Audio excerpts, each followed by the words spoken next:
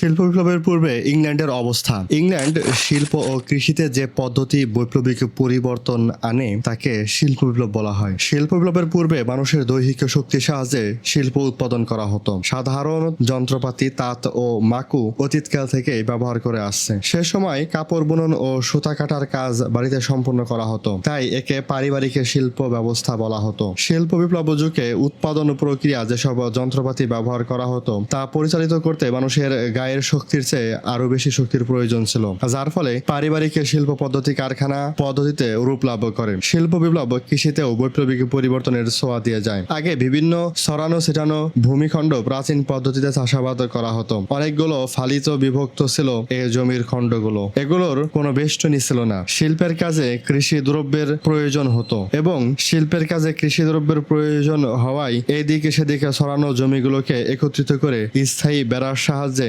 আধুনিক পদ্ধতিতে চাষ করা হতো। এই পদ্ধতিকে বেষ্টনী মাঠ ব্যবস্থা বলা হয়। শিল্প বিপ্লব পূর্ব যুগে পারিবারিক ব্যবস্থার মধ্যে ছিল বস্ত্র শিল্প। নারী ও শিশুরা পশম ও কার্পাস উৎপাদকের ঘরে গিয়ে সুতা কাটার কাজ করত। অতঃপর ওই একই পরিবারে অথবা অন্য তাঁতির বাড়িতে সুতা হতে বস্ত্র তৈরি করত। এ তাঁতগুলো পা ও হাত দিয়ে চালাতে হতো। কাপড় তৈরির সময় তাঁতির হাত যত দূরত যেত কাপড় তত প্রস্থের তৈরি করা হতো। কাপড়ের প্রস্থ সাধারণত 1 গজ বা একটু কম ছিল, তবে বেশি প্রস্থের কাপড় তৈরির জন্য 2 জন তাঁতির প্রয়োজন হতো। কাপড় বুননের চাইতে সুতা কাটা অনেক তাড়াতাড়ি হয়ে যেত, তাই 6 জন সুতা কাটার কারিগরের সুতা 1 জন তাঁতি ব্যবহার করত। সময় ও মতের ভিন্নতা সত্ত্বেও একথা স্বীকার করতে হবে যে ইংল্যান্ডে অষ্টাদশ শতাব্দীর মাঝামাঝি থেকে শেষ ভাগে, ফ্রান্সে ঊনবিংশ শতাব্দীর তৃতীয় দশকে, জার্মানিতে ঊনবিংশ শতাব্দীর শেষ দশকে আর রাশিয়ায় বিংশ শতাব্দীতে শিল্প বিপ্লব ঘটতে থাকে।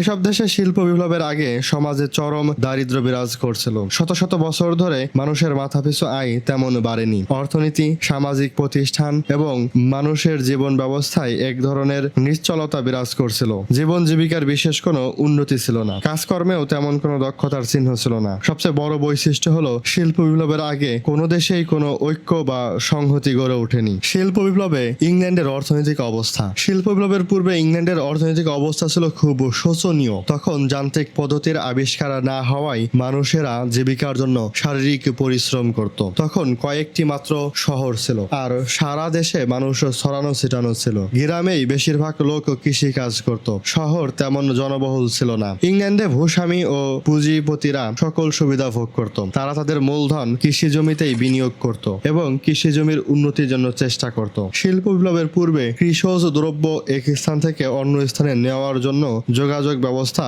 ভালো না থাকায় দ্রব্যমূল্য এক জায়গায় এক রকম ছিল। কৃষকেরাও উপযুক্ত দামে কৃষিজ দ্রব্য বিক্রি করতে পারত না। অধিকাংশ লোক অসচ্ছল জীবনযাপন করত। আবহাওয়া খারাপ থাকলে কিংবা পোকামাকড়ের প্রকোপে ফসল হানি হলে কৃষকদের বেঁচে থাকা কঠিন হতো। দুর্ভিক্ষ, অনাহার ও অর্ধার লেগেই থাকতো। জমির উর্বরতা রক্ষার জন্য 2 বছর পর তৃতীয় বছর জমি অনাবাদি রাখা হতো। সামাজিক অবস্থা। শিল্প বিপ্লবের পূর্বে ইংল্যান্ডে ভূস্বামী ও কৃষক এ দুটি শ্রেণীতে বিভক্ত ছিল। সাধারণত মানুষ সারা দেশের জমিতে বিচ্ছিন্নভাবে কাজ করে জীবন জীবিকা নির্বাহ করত। কৃষিজ দ্রব্য বিক্রি করে এবং কৃষিকাজের পারিশ্রমিক হতে যা পেত তা সংসারের জন্য ব্যয় করে জীবন অতিবাহিত করত। স্ত্রীলোক ও বালকদের তেমন পরিশ্রম করতে হতো না। সে সময় গ্রামে এবং শহরে মানুষ আলো বাতাসপূর্ণ বাড়িতে বসবাস করত।